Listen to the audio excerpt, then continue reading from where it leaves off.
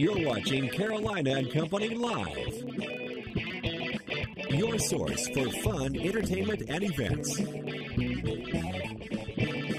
With your host, Amanda Kinseth. And Cecil Chandler.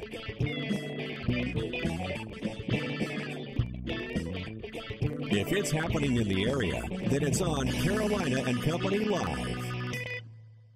Hello, welcome to Carolina and Company Live, and happy Monday. That's right, it's a Monday. I tell you what, I hope everybody got over the weekend. We had a lot of rain in the area over the weekend, and it's just, I hate to see it rain on the weekends. That's our day off. We like to do things, go to the beach and hang out, right? I know. You would think that those meteorologists could control that or something, yeah, right? We got to talk to them. Let's find out.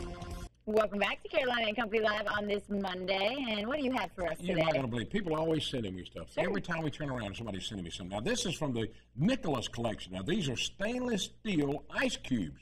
That's what's so cool about these things. Yeah, they have liquid inside of them. You put them in the refrigerator for 4 hours and, and put them in your drink. And sure, so they don't water down your drink? They will not dilute the drink, and they will not mar the glasses. So that's pretty cool. You go to corkpops.com if you want to find out more about it. Stainless steel ice cubes. Interesting. I bet they look pretty cool in your drink as well. Nice. I can feel it already. All right, let's find out a little bit about today. Ready? Ready. Monday, August 11th, and this is Play in the Sand Day. Play in the Sand Day? Yep. All right. Did you play in the sand over the weekend? We did. We found a time on Saturday when it was nice out, the sun was shining. You played in the sand? I didn't play in the sand per se, but Charlie did. He loves to play in the sand. All right, well, it's Kool-Aid Day, too. So there's Charlie playing in the sand right there. Yeah. It's Playing Sand Day. Good to do. That is one of the biggest benefits of living by the beach, right? That's why we're here. Right. All right, let's check out birthdays today. 1953, Hulk Hogan. He is 61 years old, the second longest combined reigning WWF champion of all times. In 2003, he was inducted into the WWF Hall of Fame. And here's 1968, Anna Gunn. She's 46, first role in Quantum Leap in 1992 in the TV series Breaking Bad. 1983, Chris Hemsworth, 31 years old. In 2009, the first movie, Star Trek. And then Red Dawn, and he played Thor, running around with a hammer. All right, today in history, let's check it out. 1956, Elvis releases Don't Be Cruel. Now, that was the B-side of Hound Dog, and Don't Be Cruel sold more than Hound Dog. I did not know that. Unbelievable. All right, 1989, Nightmare on Elm Street 5, The Dream Child premieres. Yes, Freddie, he's back. All right, from Know It All to Promise, ready? Ready. Talking about scary movies. Okay. What is considered the scariest movie of all times? Now, this is according to Entertainment Weekly. Let's see. I would say The Exorcist? Nope. No? The Shining. The Shining, okay. Jack was bad in that movie. I'll tell you, that's from 1980. And the number 2 scariest movie of all time is The Exorcist in 1973. Okay. Number 3, Texas Chainsaw Massacre. Oh. I got a chance to interview the guy that actually played that one time in North Carolina. Was he scary? With his mask off, he looked like a normal guy. Normal guy, yeah. That's from the Know It All department today. We got a great show lined up, a lot of fun stuff, and it's all going to happen right here. That's right. So don't go anywhere. We have Ted Gregg with something that you may or may not know what it is next. And welcome back to Carolina and Company Live. It's time for What Is It? With Ted Gregg from the South Carolina Civil War Museum, always bringing something interesting into our studio. You got that right. Now, we got a layout of stuff here right now, and I did not know what we were doing, but Ted just told me. This is what goes into making a cannonball. Oh. This is the cannonball right there, right, Ted? That's a cannonball. All right, now, how does all this work? How does it go? Well, archaeologists pick this stuff up from different areas and different fields, but to give you an idea, all of this stuff came from different locations. This came out of Charleston Harbor in front of Fort Moultrie. These came from Bennettsville, and then the pot was dug up at Mars Bluff at the Naval Yard. Powder keg wandered in, and there's an unworked fuse that came out of the Richmond Arsenal. But the way all of this works, cannonballs originally are listed in 2 types, either as shells or solid shot. Right. This is a shell because you have an opening in the center, and when the ordnance officer began to load and prep for battle or for use in the cannons, this shell would have been taken out like that, and the first thing that would have been put in would have been a poured matrix out of sulfur and tar, and then these would have been added for shrapnel. Yeah.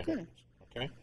And then after that was done, then a bit of the powder was poured in, usually about 6 ounces or so for a bursting charge. And then when this was fired, or after it was loaded, a fuse cup and then a fuse was placed in. Yeah, now that's an older one. That's an 18-second fuse that was actually ignited by the discharge of the cannon. 18 seconds. I mean, See the powder still in? Yeah, you don't want to be around 18 seconds. That means hit it and go quick. Yep, That's the inside of what a cannonball looks like after it's cut loaded it and apart, everything. that's what it looks like after it's been fabricated and ready to fire. Wow, this is really interesting. Now, this is what's so amazing about the Civil War Museum. All of this stuff's on display, and anybody can come visit. Right? Yep, we It's open encourage all the them to. time. Well, not all the time. Tuesday through Saturday. You know, Connie and I get a little older. need the day off We got to take a day sometime, off. Lay right? back once in a while. But we're there from 10 o'clock in the morning until 6 in the evening. And we have an excellent collection from all areas of the state, including, we just finished the exhibits on the State House dig after Sherman had fired a lot of these things at Columbia. Right. So the state gave us all of their artifacts that they dug, and those are on display too now. All right. really Well, neat. it's a great place, and it's right next door to the Myrtle Beach firing range, if Right. you want to know more about it. And now school bus loads, you've got room for kids and everything. Well, yes, and we just finished doing a series of seminars, and there's some more scheduled next week and the week following for the home education group, and of course they're bringing their folks over there and showing them about as well. So it's a pretty active place. We have a good time with it. Yeah, and there's still time before school starts for parents to bring their kids That's right. over. I mean, it's fun and it's educational. And if I had this when I was studying history, I would have liked history. You know, Instead of just looking at a you book. would have absorbed it more. I know. That's a good way to I would learn is have. to actually see the stuff. That's right, and it's the way it's set up. It's designed so that they're close enough so they can actually see the detail. It's not like looking in a musty shelf or something like that. Right, right. All right, Oh, yeah, wow. we appreciate it. It's South Carolina Civil War Museum located right next to the Myrtle Beach Firing What do you Range. think? Should we try to we make fire this? this one? Should we try? Yeah, I was no. kind of scared touching that fuse. Well, no, this is probably good. the only thing that would be a little bit dangerous. Is it? Okay. And you let me touch it. All Yeah, right, we we'll be better not right touch back. it. Stay with us. We got more coming up.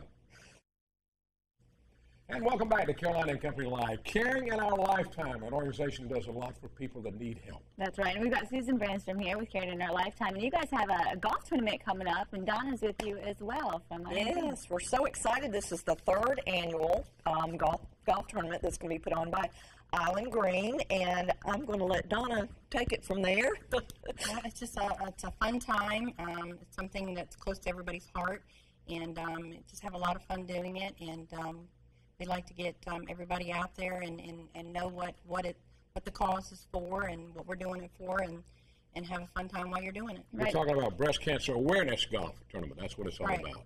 It's a great way to raise awareness and, of course, for people to have fun and support Raise a some good money. cause. That's right. Part of the proceeds, part of the admission. registration. Thank you. Registration. Admission will be donated to Caring in Our Lifetime, so we're very thankful for that. There'll be balloons and speakers and some prizes, silent auction, and the date of this is going to be Saturday, October 11th. Of course, you can always go to caringinOurLifetime.com website, and any fundraisers that are coming up for the month of October, which we're really starting to gear up now, will be on our website as well. You can get information to participate, to volunteer. If you need a registration for our assistance, that's all on our website. Right, and it's right there, caringinOurLifetime.com. It's right up there on the screen. And talk a little bit about what you guys do. You help out patients. Right. We help men and women in Oregon, Georgetown County that have been diagnosed with breast cancer, and we help negotiate or help with their medical bills. So there's a form online to fill out. We go through our board, of course, and once you're accepted, then I'm the one that steps in and helps negotiate things for you to hopefully make it easier for you to heal and not have so much stress in your life, because that's stress right there. Absolutely. That so- adds to the problem for And sure. it's close to you, too. Tell them. So I'm a breast cancer survivor, 7 years, and it's people like Donna that helps the people in our community, and it's just, that makes it very dear to my heart too, that everybody kind of just joins together. We also do have Rock the Ribbon Date. That's the 5th year coming up at the Boathouse. And they're going to have live music all day, Joey Capone, Postal, Oceans, Orange, Union 706, IZM, and more. So October is our It's a big month. it's a month good for you. month. A good month for Tell us. them once again, Don, about the tournament. What time and all the start? Where? Registration's at 7:30. We're going to tee off about 8. We're going to have lots of things going on. At Island Green. And we also have a lot of things going on that month. So it's all of Breast Cancer Awareness Month. We're going to have a car wash, a breast cancer walk. So Yeah, there's a number right there on the screen, There it is. Check it out. 650-0005. If you have any questions or you want to get involved, give the number a call. Volunteer. Stay with us. We got something else coming up you need to know about. Welcome back to Carolina and Company Live. It's Monday, and we are talking about great excuses to get outside and do some golfing. That's right. We got something coming. Little Country Community Church will host its first annual charity golf tournament. Now, it's something a little different than normal. And Steve Fairchild's here with us now. And Steve, tell me what this is all about. This is totally something a little different in a fundraiser. It is different. Last year, my first time ever, I went to Kenya and went to a place called the Forgotten Village. It's in Nakuru, Kenya, and where I found 500 people living in a city dump. And when I say living there, they were burrowing in the trash to keep warm at night, digging around for food. You actually took these pictures. I did. I took those pictures. We did a feeding program where we fed beans and rice to these children. This little boy right here gave me the thumbs up whenever I gave him that bowl. It just makes me cry every time I see it. But that's where they live. So we've made it our mission. We're going back September 8th of this year. We're raising money. We're building a water well and reservoir system so they can get rainwater, so they could have at least some kind of water and drinking water. Rainwater's so bad.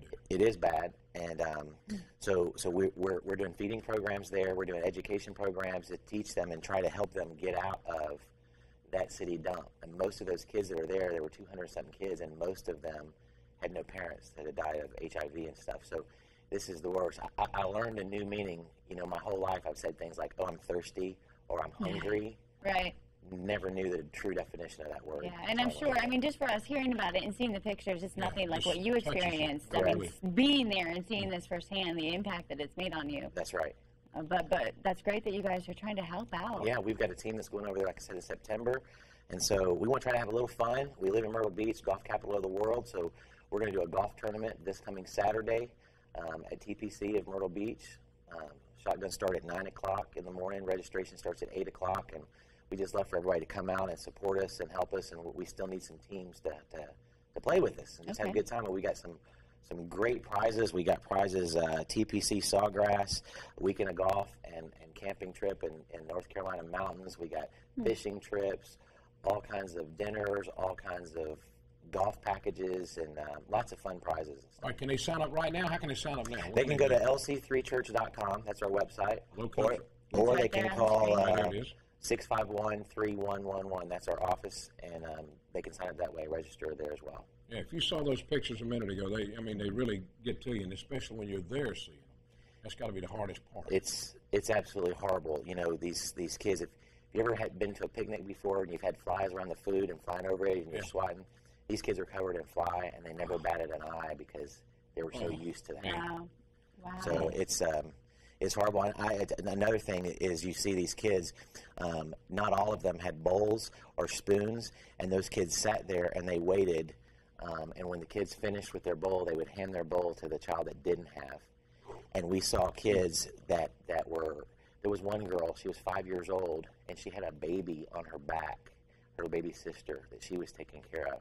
It's just, I've never in a million years, I get teary-eyed thinking about it.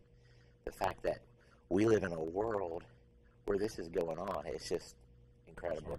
So we want to help. We want to help. August 16th at TPC. Check it out. Take part. Help raise some money for this. Amazing. Thanks for being with us, Steve. Thanks for having me. Appreciate it, my friend. Okay. We've got more coming up in just a moment, so don't go anywhere. We'll be right back. I love that. Wiener Wednesday man, Cecil Chandler I'm a out there Wiener at the Wednesday Pelicans man. game. Yeah. Speaking of Pelicans game, I want to talk about coming up on August 31st, there's the Robotics Pelicans Night, and it's really cool. You know, students around Horry County, they're involved in robotics, actually make robots. They've got the kids make them out of Legos, and then, you know, the bigger kids, they make them. It's unbelievable what they do, but they have these robots on display out there, and you can learn about it, and they actually have a robot throw out the first pitch. So that's all going on August 31st. Neat. Yes. It's unbelievable what they can do, but we'll have more information coming up, but it's called RoboSplash is the guy that throws the first pitch. But you have to get your tickets and support the program. It's really a great program.